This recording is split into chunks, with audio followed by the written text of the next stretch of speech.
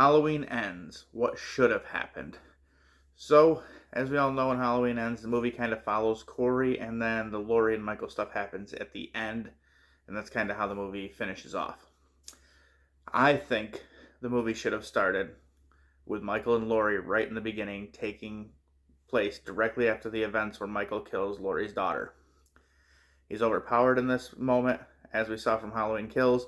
He can still be overpowered. It can be Laurie. It can be a bunch of the townspeople. It can be out actually in town.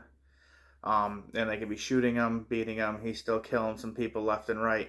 But overall, the size of the mob would, in fact, defeat Michael. And in doing so, they're shooting him and everything else. And I think I would have Laurie take Michael's mask off him to show that it's just a mask. And it would be taking place kind of on that bridge where we saw Corey in. And she can throw that mask off the bridge. When she does, we don't ever see Michael's face. You can shoot this obviously with cutaway scenes, stuff like that, because nobody wants to see Michael Myers' face. We do, but we don't. And then in this moment, they can kill him. They want to take him back and put him through the grinder. They can. I would just do what most mobs do and literally hang him from a noose off of the bridge for the whole town to see. It's kind of like a big triumphant win over top of it. Just leave him there to rot. Then from there we go directly into 1 year later, and we can do the Corey scene with the kid, because we all know in real life, when bad shit happens in a town, towns tend to remember it. Even if people die, towns still remember it and they still do it, and kids would act just like that kid did.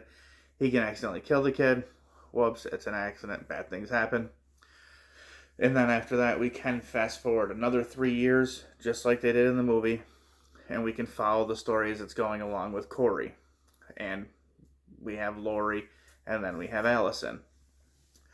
And the story can pretty much similarly play out exactly the same, just like the movie they were trying to go for. You build up the love romance, you have the people antagonizing Corey, but this time when Corey gets thrown off the bridge, and he ends up getting in a tuffle with the homeless man, and he kills him, that mask can be laying in the weeds or something like that, and then he picks up the Michael Myers mask, puts it on. This kind of defeats the purpose of him beating up Michael Myers, which I know a lot of people were pissed off about, and I thought it was kind of weak for them to do. And this is how he gets the mask. And then he can still go on killing people like he was before.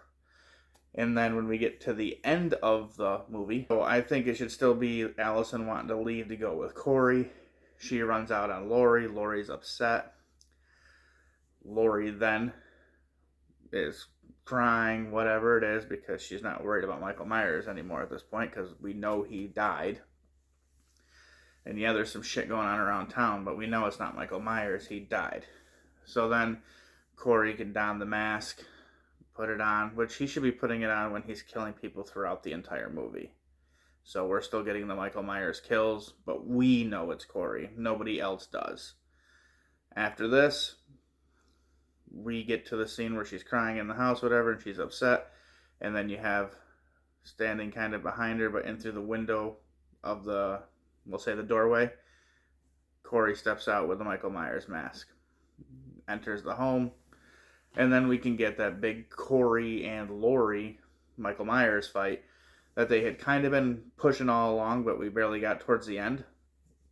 And this could be a big back and forth, because Laurie's going to be like shocked in the fact that, oh my god, I killed you. How the fuck are you back?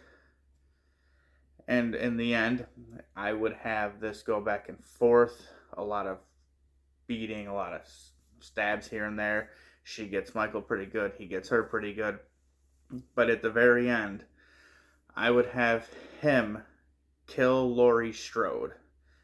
So it's another one of those holy shit moments for the Halloween franchise. Because in the beginning of the movie, we saw Michael Myers die.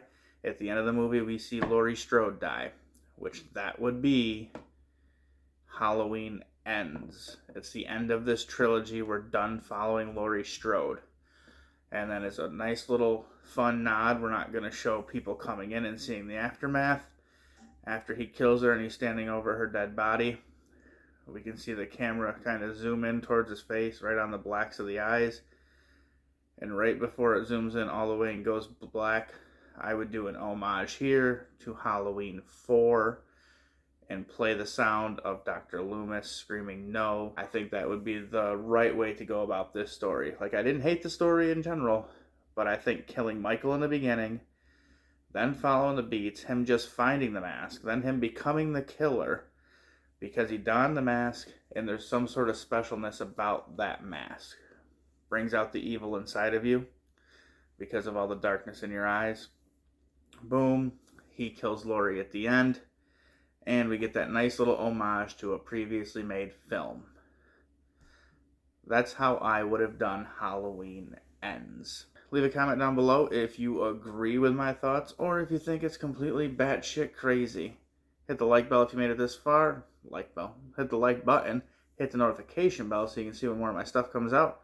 And remember, rest in peace.